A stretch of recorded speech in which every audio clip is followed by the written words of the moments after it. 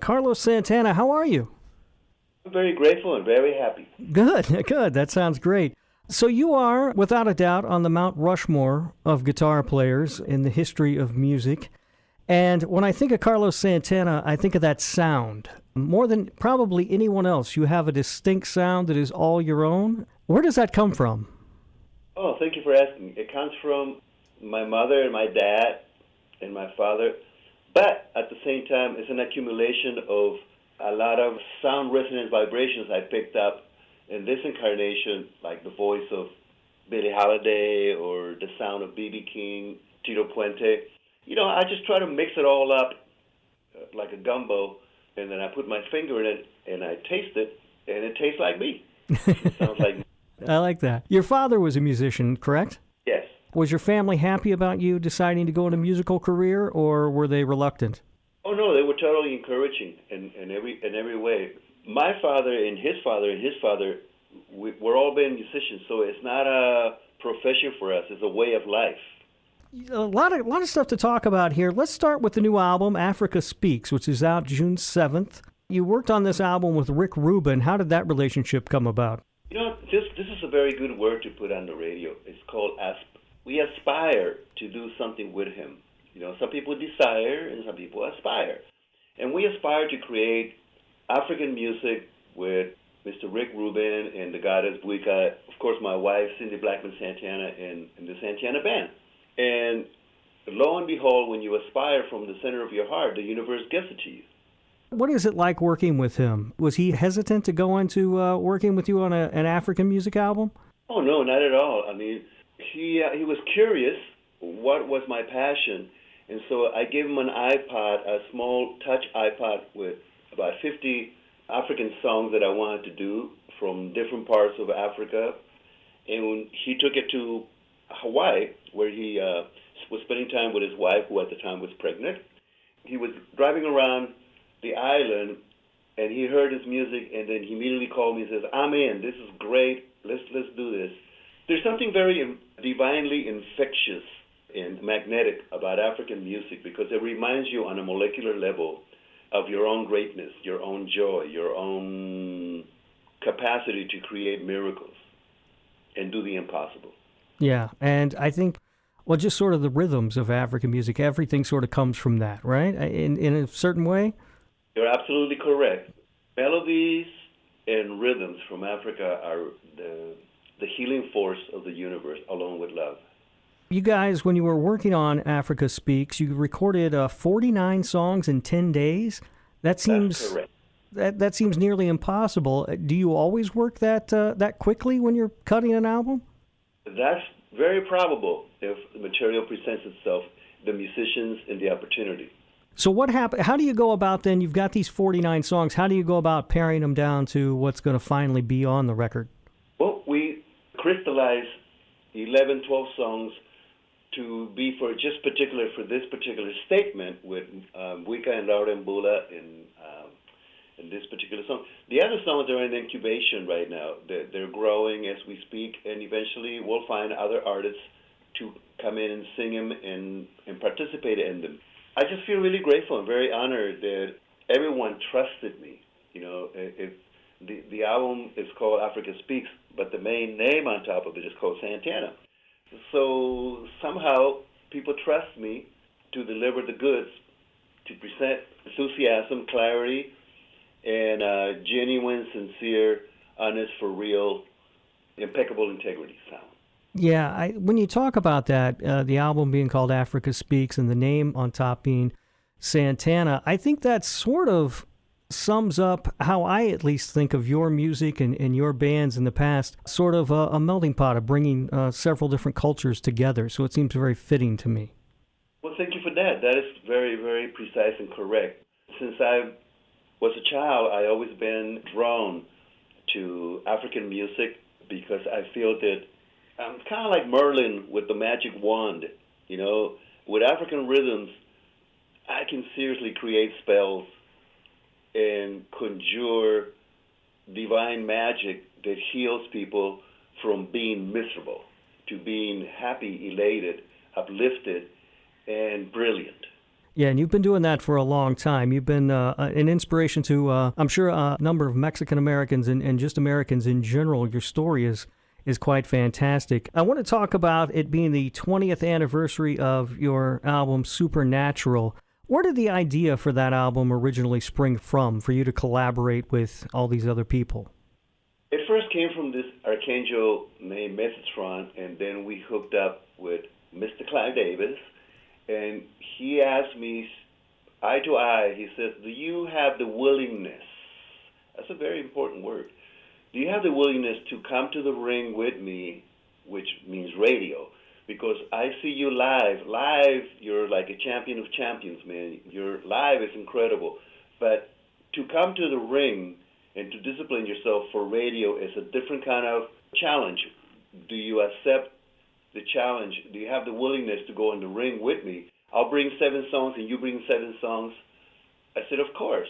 And he immediately got on the phone, started calling Babyface and Lauryn Hill and Rob Thomas and, Wyclef and everybody. And to my joyous surprise, everybody said, yes, we want to either write a song with them or write a song with him or write a song for him. And but it came eventually.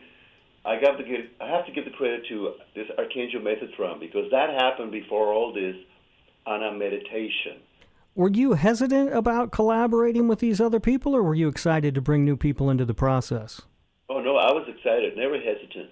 How did you go about then choosing who you were going to work with? Did you take suggestions from Clive, or did you come up with a list of people, or was it sort of a contribution from both of you? With total accuracy, Supernatural was conceived mainly by Clive as far as the collaborations. He got on the phone and called people that he felt were perfect for this particular adventure. And again, to my grand surprise, they all said yes, they wanted to do it. But it was Clive Davis who initiated the phone calls with the artists. And what was the collaboration process like with those guys? Did they come in and help you write the songs, or did you guys have stuff written, or was it different? It was probably different with everybody, right? It was different with everybody. I'll give you an example. Like when Brother Wyclef came in, he flew in from L.A. He was just finished doing another project over there. And he came over to the studio and he says, hey, man, record this. Put the microphone on. And then he came really, really close to my face. He got really, really close, looked inside my eyes, and he went, do, do, do, do, do. And he goes, yo, write this. He starts telling his posse, his musicians, he says, write this, man. And he goes, do, do, do. He started singing, Marty. He started singing the song by looking at my eyes and my face, like my face was a chart. It was like a miracle. He just created the song right on the spot by looking at my face. Wow. I never seen anybody do that ever, man. So I was like, man, like my face was a musical chart, and he was reading it. That's incredible. That had to be quite an experience working in that situation. As you're getting ready to go back out on the road, your new tour is going to be heading through Ruoff Home Mortgage Music Center in Indianapolis on August 9th. Are you geared up? Are you excited to go back out on the road, or are you getting a little weary of that? I don't know the word weary or tired or bored or anything. There's certain words that I just don't allow ever in my brain. I control my brain and my mind and my brain, and I tell them what's allowed and what's not allowed. I don't allow anybody to mention the word tired around me, because you're dismissed. If you say that word, you be tired, because you're reflecting your tiredness on me. Go away. What I bring is enthusiasm, the element of innocence, which is like thirst for adventure. We bring, again, enthusiasm and innocence as much as possible. Well, I know we're all looking forward to it, and I'm sure it's going to be a great show. Santana, of course, one of the great live bands. You guys really sprung to national attention with your appearance at Woodstock. What was that like for you? Do you remember back to that day and what it felt like to be on stage in front of those 450,000, 500,000 people, whatever it was? I think they call it right now, they say it was really far out, man. Yeah, all right, that makes sense. How do you stay so positive? There's so much negativity everywhere you seem to look. Everybody's mad about something, or people are depressed. And just listening to you, just talking to you right now, there's a positivity and just a positive energy of happiness coming from you. Where do you get that? The 3 words, as soon as I open my eyes, the 3 words that spark up is gratitude, deep appreciation, and thankfulness. I grab these three words like the next air in my lungs. It must be there so that I be alive. Gratitude, thankfulness, and deep appreciation. Those are the three words that, for me, keep me energetic. Well, I hope more people can find that sort of mindset and find it within themselves, because it's just been a pleasure to speak with you. I mentioned earlier, you, of course, are one of the greatest guitar players of all time. Who are the guitar players you've admired throughout your life? Oh, let's see, Segovia, Paco de Lucia, John McLaughlin, definitely Jimi Hendrix, Stevie Ray Vaughan. I like anyone, women or men, anyone that plays from their heart.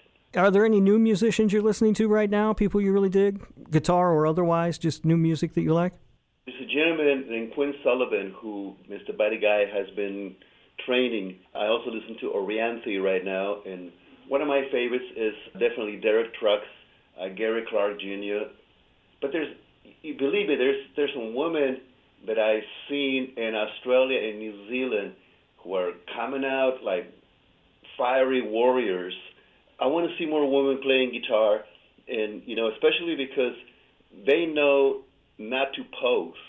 They know to tear it apart, in a good way. I love people who don't practice posing. They don't practice what they do in front of the mirror, sucking their lips and looking kind of cute. Yeah. I don't like that kind of stuff. I like serious, spiritual, joyous, genuine music. That's the music that we need in this planet right now to help heal it. I think we're hearing a lot of interesting music actually coming from that sort of New Zealand and Australia area right now. And you are starting to see a couple of women really coming up who are very strong guitar players. I'm thinking of like Courtney Barnett and St. Vincent. Those guys are great on the guitar. So, I think you're onto something there. You're spotting the trend before it's happening, maybe. I'm looking forward to recording with them in the future. Yeah, that would be fantastic. Well, we're looking forward to hearing the new album. It is called Africa Speaks. It's out June 7th. I've heard a couple of tracks from it, and they sound fantastic. As always, your guitar playing is top-notch, of course. And just that melding of cultures that only Carlos Santana can bring together. Thank you so much for your time today, sir. It was a real pleasure. Stay precious. Thank you.